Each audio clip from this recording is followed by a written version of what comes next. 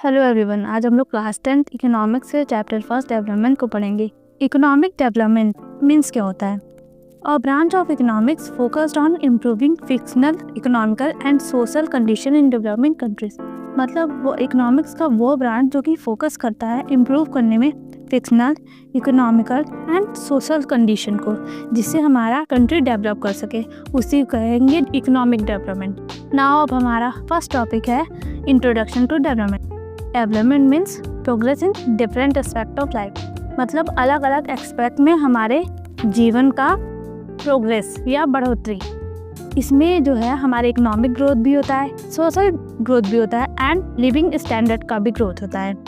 इसमें सारा growth include रहता है। मतलब development means all around development, वो चाहे इकोनॉमिकल हो, फिजिकल हो या फिर तुम्हारा लाइफ ऑफ स्टैंडर्ड हो, ऑल द थिंग्स। डेवलपमेंट जो होता है वो अलग अलग लोगों के लिए अलग अलग होता है। नाउ हम देखेंगे कैसे। Different people different goals. मतलब डेवलपमेंट जो होता है वो वैरी करता है नीड्स और प्रायोरिटीज़ के हिसाब से।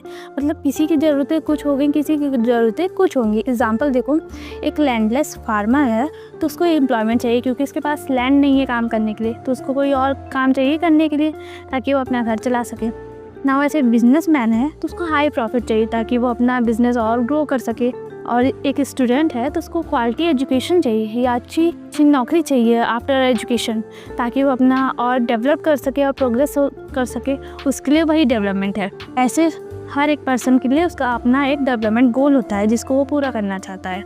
Now income and other goals. Income और दूसरे गोल्स को समझते हैं। इनकम जो है ज़रूरी है, बट जो नॉन मटेरियल थिंग्स है वो भी मैटर करती है। एग्जाम्पल देखो, रिस्पेक्ट, सिक्योरिटी, फ्रीडम, इक्वलिटी। ये हमारे जीवन में पैसे की तरह महत्वपूर्ण तो नहीं है, लेकिन इनका भी महत्व हमारे जीवन में ज़रूर है।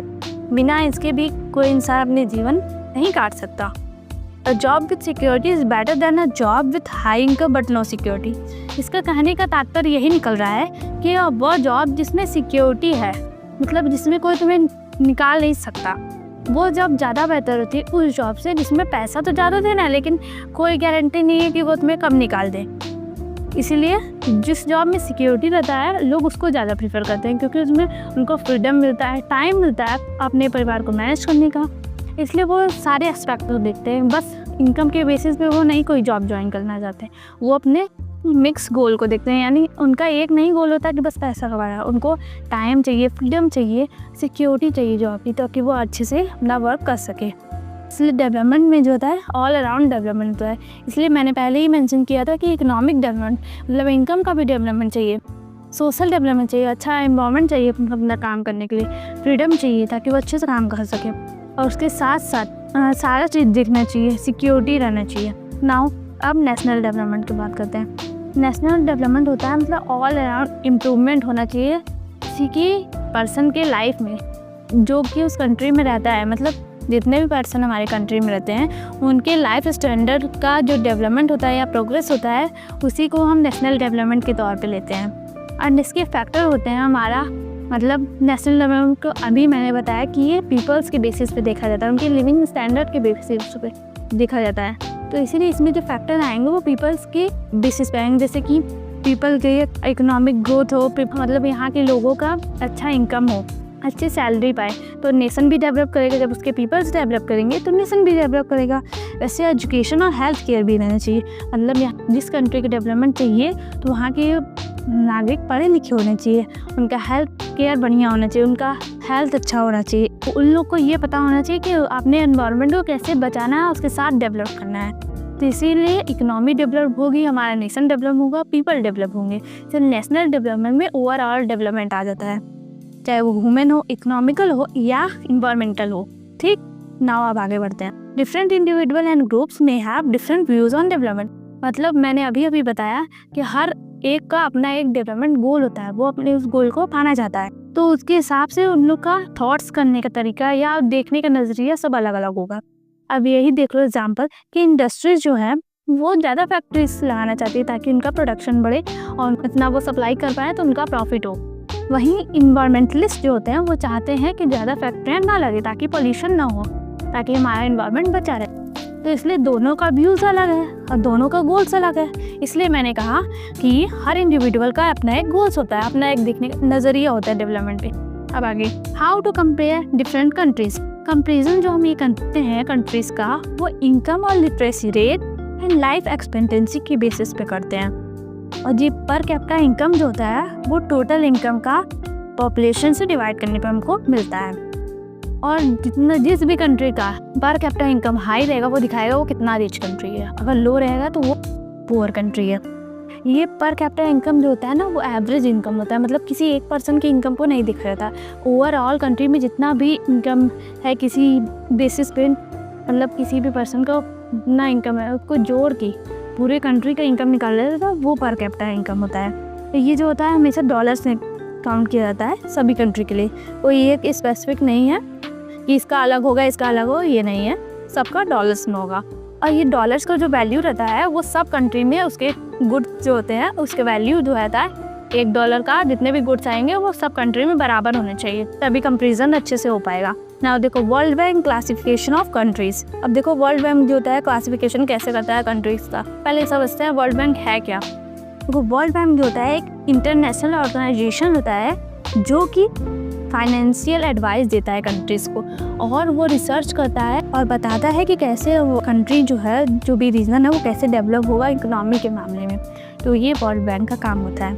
नाउ अब देखो जो हाईएस्ट इनकम जो होता है कंट्रीज़ का, वो कोई भी हाई इनकम कंट्रीज है तो वो कैसे देखा जाता है, जिसका भी पर कैपिटा इनकम जो है $13,845 से ज़्यादा होगा कंट्री का पर कैपिटा इनकम, तो उसे हाई इनकम कंट्रीज़ कहेंगे। अब देखो जिस भी कंट्री का पर कैपिटा इनकम $1,085 से कम रहेगा तो उस कंट्री को हम लो इनकम कंट्रीज़ कहेंगे। अब इंडिया जो है वो कंसिडर किया जाता है लो मिडल इनकम कंट्री, मतलब ये जो है इनकम, इंडिया का जो इनकम है वो एकदम हाई भी नहीं है कि हाई इनकम कंट्रीज़ में लिया जाए, ना एकदम लो है, ये मिडिल में आता है हम लोग। इसलिए हम लोग ज़्यादा कहे जाते हैं कि हम लोग अंडर डेवलप्ड है, अभी पूरी तरह से डेवलप नहीं हुआ है, क्योंकि जो कंट्री का इनकम ज़्यादा होगा वो ज़्यादा डेवलप्ड होगा। जितना अच्छी इकनॉमी होगी वैसे ही लोगों का स्टैंडर्ड बदलेगा, इकोनॉमिक ग्रोथ होगी तो डेवलपमेंट होगा, तो ऑल अराउंड कंट्री का भी डेवलपमेंट होता है। इसलिए जिसका कंट्री का इनकम ज़्यादा रहता है तो वो कंट्री डेवलप कंट्री कहा जाता है, और जिसका कम रहता है वो अंडर डेवलप या अनडेवलप कंट्री कहा जाता है। अब देखो लिमिटेशन क्या है इनकम का as a indicator.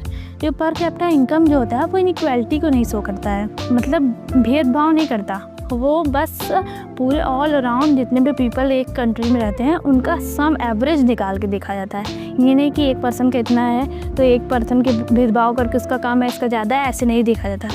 Only average income consider किया जाता है। Per capita income does not show inequality now, मतलब वो जो पर कैपिटा इनकम जो है वो इनइक्वालिटी को नहीं शो करता है। अब हम आगे देखते हैं, इट इग्नोर्स, वो क्या क्या फैक्टर को इग्नोर करता है, जैसे कि एजुकेशन को इग्नोर करता है, हेल्थ को इग्नोर करता है, जेंडर इक्वालिटी को इग्नोर करता है, इन्वायरमेंट को इग्नोर करता है, ये सब फैक्टर को नहीं देखता पर कैपिटा इनकम। आगे देखते हैं उसकी कुछ और लिमिटेशन है। It does not reflect the distribution of income among the people, मतलब वो हर एक पर्सन के हिसाब से जो उसका इनकम है उसके डिस्ट्रीब्यूशन को नहीं शो करता। मैंने अभी पहले भी बताया कि एक व्यक्ति के इनकम को लेकर, मतलब सबका एक्चुअल इनकम को लेकर नहीं दिखाया जाता, सबका जोड़ के एवरेज जो निकलता है उसका देखा जाता है, उसी को पर कैपिटा इनकम कहते हैं। तो it does not reflect the non monetary expect of wealth, मतलब ये जो है नहीं दिखाता नॉन मॉनिटरी, मतलब जिसको मोनिटाइज नहीं किया, जस्ट लाइक रिस्पेक्ट हो गया, फ्रीडम हो गया, उस सब एक्सपेक्ट को ये नहीं रिफ्लेक्ट, मतलब नहीं दर्शाता है। It does not reflect the difference in the cost of living and purchasing power across the countries and living, मतलब ये नहीं दिखाता कि वो जीवन जीने के शैली में जितना खर्च आ रहा है वो इसको पर कैपिटा इनकम नहीं दिखाता, और कितना बिजली को उत्पादन करने में या खरीदने में उसका खर्च लग रहा है किसी कंट्री का या रीजन का, वो इसको भी नहीं दिखाता। ना इनकम और अदर क्राइटेरिया क्या है। इनकम जो होता है वो ओनली फैक्टर नहीं होता डेवलपमेंट के, कि बस इनकम अच्छी है तो डेवलपमेंट होना चाहिए, कुछ और भी फैक्टर जो है इंडिकेट करते हैं हमारे डेवलपमेंट को, जो कि है लाइफ एक्सपेक्टेंसी या हेल्थ केयर, मतलब average expected length of a life of a person at a time of birth, मतलब जन्म से किसी पर्सन की एक्सपेक्टेड लेंथ जो है लाइफ की, कितना वो जिएगा, उसको हम कहेंगे लाइफ एक्सपेक्टेंसी। ये भी एक बेसिस है, क्राइटेरिया है देखने का हमारे डेवलपमेंट को। Now second, infant mortality rate, ये दिखाता है कितनी नंबर ऑफ चिल्ड्रन जो है 1 साल से पहले मर गए हैं इन 1000 चिल्ड्रन जो जीवित हैं। ठीक, मतलब 1000 बच्चों में कितने बच्चे 1 साल से पहले मर गए हैं, उसी को कहेंगे इन्फेंट मोर्टेलिटी रेट। नाउ आगे लिटरेसी रेट, ये मेज़र करता है कि कितना प्रोपोर्शन जो है हमारे पॉपुलेशन का जो 7 से ऊपर एज का है वो पढ़ा लिखा है, उसको हम कहेंगे literacy rate. Net attendance ratio, ये क्या होता है? नाउ देखो, ये जो होता है परसेंटेज होता है उन चिल्ड्रंस का जो कि 14 से 15 एज के ग्रुप में है और वो स्कूल जाते हैं to the number of total children, मतलब कि टोटल बच्चे जितने भी एक कंट्री में हैं उनमें से कितने बच्चे स्कूल अटेंड कर रहे हैं जो कि 14 से 15 ईयर्स के हैं, उसको हम कहेंगे नेट अटेंडेंस रेशियो। उसके परसेंटेज को कहेंगे net attendance ratio. Now public facilities and told, public facilities जो होता है हेल्प करता है इम्प्रूव करने के लिए, लाइक जैसे कि स्कूल है बच्चों को पढ़ाने के लिए होता है, एंड कॉलेजेस है वो एजुकेशन के लिए है, हॉस्पिटल और हेल्थ केयर सेंटर्स जो है वो हेल्थ के लिए है, हेल्थ में कोई प्रॉब्लम हो रही तो वो पब्लिक के लिए हेल्प के लिए हॉस्पिटल और ये सब हेल्थ केयर सेंटर्स बने हुए हैं। पब्लिक ट्रांसपोर्ट बना है ट्रांसपोर्टेशन के लिए, सैनिटाइजेशन सर्विस है, साफ़ सुथरा करना चाहिए इन्वायरमेंट को, इसलिए सैनिटाइजेशन सर्विस बनाया है गवर्नमेंट ने ताकि हमारा इन्वायरमेंट और साफ़ सुथरा है। Now more to know body mass index BMI जो होता है किसी पर्सन का, हमें जब निकालना रहता है तो हम उसके वेट को पहले केजी में लेते हैं, देन उसके हाइट का स्क्वायर जो है जो कि मीटर में होना चाहिए इससे डिवाइड करते हैं तो हमारा BMI निकल जाता है, यानी बॉडी मास इंडेक्स निकल जाता है। अब BMI वैल्यू अगर 8.5 से कम आती है किसी पर्सन की, वो पर्सन जो है कंसिडर किया जाता है अंडर नरिश यानी कि कुपोषित, और BMI वैल्यू अगर 35 से ज़्यादा आती है तो वो पर्सन जो है कंसिडर किया जाता है ओवरवेट, यानी जो नॉर्मल पर्सन है, जो हेल्दी और नॉर्मल पर्सन है उसका जो है BMI वैल्यू ये 8.5 टू 35 के बीच में ही आएगा। ठीक, इससे ज़्यादा हुआ तो ओवरवेट, इससे कम हुआ तो कुपोषित। नाउ जो ये क्राइटेरिया है वो ग्रोइंग चिल्ड्रन पे एप्लीकेबल नहीं होता, मतलब ये जो बढ़ने वाले बच्चे हैं उन पे ये नहीं लगता। Now human development index SDI जो है वो यूज़ किया जाता है कंपेयर करने के लिए डेवलपमेंट को अक्रॉस द कंट्रीज़, मतलब एक कंट्री में जो SDI रिपोर्ट निकलती है वो दिखाती है कि कंट्री कितना डेवलप्ड है। तो ये जो रिपोर्ट निकलती है SDI वो निकलती है UNDP के द्वारा, जो है यूनाइटेड नेशन डेवलपमेंट प्रोग्राम, इनके द्वारा SDI रिपोर्ट निकाली जाती है या ह्यूमन डेवलपमेंट रिपोर्ट निकाली जाती है, और जिसके क्राइटेरिया हैं इनकम, फर्स्ट जो कि पर कैपिटा इनकम है मतलब नेशनल इनकम, सेकंड है एजुकेशन लिटरेसी या स्कूल इनरोलमेंट, थर्ड है लाइफ एक्सपेक्टेंसी मतलब जीवन जीने का समय में या लेंथ, जितना भी किसी पर्सन का लेंथ है जीवन जीने। नाउ SDI रैंकिंग एग्जाम्पल, जो कंट्री सबसे ज़्यादा SDI रैंक पे है मतलब हाई उसका SDI रैंक है वो है नॉर्वे एंड स्विट्जरलैंड। इंडिया जो है इसमें लोअर रैंक में आता है, मतलब उसका SDI रैंकिंग लो है because of poverty, health and education issue. मैंने अभी पहले मेंशन किया कि 3 फैक्टर के बेसिस पे SDI रैंकिंग निकाली जाती है और वो तीनों फैक्टर इंडिया के लिए लो है, इसी वजह से इंडिया की रैंकिंग SDI में लो रहती है। नाउ सस्टेनेबिलिटी ऑफ डेवलपमेंट मतलब सस्टेनेबल डेवलपमेंट। अब डेवलपमेंट तो मैंने अभी पहले ही बताया था, लेकिन सस्टेनेबल डेवलपमेंट क्या होता है तो चलो वो देख। वह डेवलपमेंट जो बिना इन्वायरमेंट को हार्म किए हुए डेवलपमेंट होता है उसको सस्टेनेबल डेवलपमेंट कहते हैं, और इसका एक मतलब ये भी होता है कि ऐसा अपने किसी नेचुरल रिसोर्स का यूज़ करो कि वो फ्यूचर जनरेशन तक बचा रहे, यानी उसका यूटिलाइजेशन तुम ऐसे बचा कर टेक्निक के द्वारा करो ताकि वो फ्यूचर जनरेशन के लिए भी रहे, ख़त्म ना हो। नाउ अब case study ground water crisis. Punjab और हरियाणा जैसी जो स्टेट हैं वो इरिगेशन में बहुत ज़्यादा अपना वाटर यूज़ कर देते या फिर कहें कि बहुत ज़्यादा ओवर इरिगेशन करते हैं, जिसके वजह से वहाँ का ग्राउंड वाटर टेबल डिक्रीज़ हो जाता है या डिक्लाइन हो जाता है, और इसके इफेक्ट से वहाँ पे वाटर डिक्लाइन होने की वजह से जानते हो कितने समस्या, this affect farming and water availability for future generation. ये प्रेजेंट में ही नहीं फ्यूचर के लिए भी बहुत घातक है। पानी की कमी हो जाएगी तो खेती के साथ साथ जीवन जीने में भी दुविधा होगी। Now environmental degradation and development. Degradation क्षय या कमी, इन्वायरमेंट का क्षय मतलब वातावरण का क्षय, डेवलपमेंट मतलब विकास। अब प्रॉब्लम लाइक पॉल्यूशन जो है, डिफॉरेस्टेशन मतलब पेड़ों का कटाई, क्लाइमेट चेंज जो मौसम परिवर्तित हो रहा है, कभी गर्मी कभी सर्दी आ रही है, ऐसा जो है चलता रहा तो ये लॉन्ग टर्म जो हमारी डेवलपमेंट है उसको अफेक्ट करेगा। ये सब प्रॉब्लम जो है ये शॉर्ट टर्म की नहीं होती। पॉपुलेशन या द पॉल्यूशन जो है वो एक दिन में ख़त्म नहीं होता, उसके ख़त्म करने में सालों लग जाते हैं, इसलिए ये लॉन्ग टर्म डेवलपमेंट को अफेक्ट करेगा। इसका एग्जांपल देखो, जो प्रेजेंट में हम लोग को बहुत ज़्यादा इशू देखने को मिल रहा है वो है वाटर का इशू, कि पानी नहीं मिलता सबको। बहुत लोग को मुंबई में देखा होगा आपने कि टैप पे लाइन लगाना पड़ता है, कितना दूर जाके तब पानी मिलता है, वहाँ के जो चौल होते हैं वहाँ पे। तो ऐसे ही वाटर क्राइसिस बहुत जगह देखने को मिलते हैं। ऐसे एयर पॉल्यूशन तो आप देख ही रहे हो कितना बढ़ता जा रहा है। दिल्ली का देख लो, इस समय सबसे हाई चल रहा है इंडिया में, वहाँ का पॉल्यूशन कितना बढ़ता जा रहा है। तो ये सब हेल्थ प्रॉब्लम ही करेगा इंसान को। अब केस स्टडी पे आते हैं नेचुरल रिसोर्स।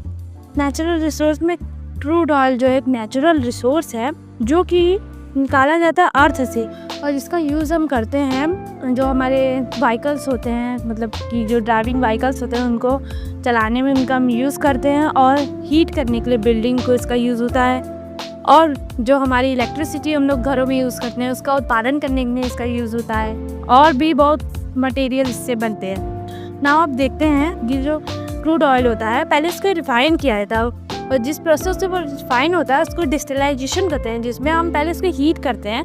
जब हीट होने पर जिसका बॉइलिंग पॉइंट सबसे हाई रहता है वो मटेरियल अलग हो जाता है, मतलब अलग अलग फनल्स में उसको हम सेपरेट कर लेते हैं 2-3 लेयर का, जिससे हमें जो मटेरियल्स मतलब या जो हमें प्रोडक्ट मिलता है उसे वो देखो कौन कौन से हैं। वो गैसोलीन, डीजल, जेट फ्यूल और कैरोसिन। कैरोसिन जो होता है मिट्टी का तेल जिसे कहते हैं, वो जो हमारे वो एयरक्राफ्ट में यूज़ होता है, हमारे जो एरोप्लेन्स होते हैं उसमें ये यूज़ होता है, एज अ फ्यूल यूज़ होता है। गैसोलीन तो आप जानते हैं जो इंजन में यूज़ होता है, इंजन फ्यूल है ये। और डीजल तो आप नॉर्मली सब जानते हैं, कार्स में यूज़ होता है बहुत। एंड और अदर प्रोडक्ट्स जो है वो सब भी ऐसे ही बॉइलिंग पॉइंट के बेसिस पे निकलते जाते हैं। Now exhaustion of natural resource. अगर हम इन सब नेचुरल रिसोर्स का लगातार प्रेजेंट मैनर की तरह यूज़ करते जाएंगे तो 50 साल में ये इसकी कमी होने लगेगी।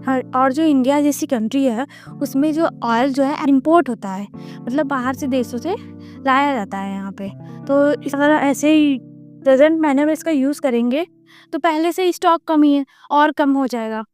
और जो यूएसए जैसी कंट्री, स्ट्रॉन्ग कंट्री, वो चाहती है अपना रिक्वायरमेंट फुल करना with the help of military और इकोनॉमिक पावर, यानी मतलब अपने लड़ाई करके, फाइट करके दूसरे देशों से वो अपने ऑयल रिक्वायरमेंट को फुलफिल करना चाहती है। और इकोनॉमिक पावर मीन्स मतलब कि अपने पैसों के बल पे, या तो फिर जाके वहाँ कंट्री के जिस कंट्री में ऑयल उत्पादन होता है वहाँ से जाके वो पैसों से खरीद ले। और यूएसए ऐसा कर भी सकती है बिकॉज वो इतनी स्ट्रॉन्ग कंट्री है as a economic and military power.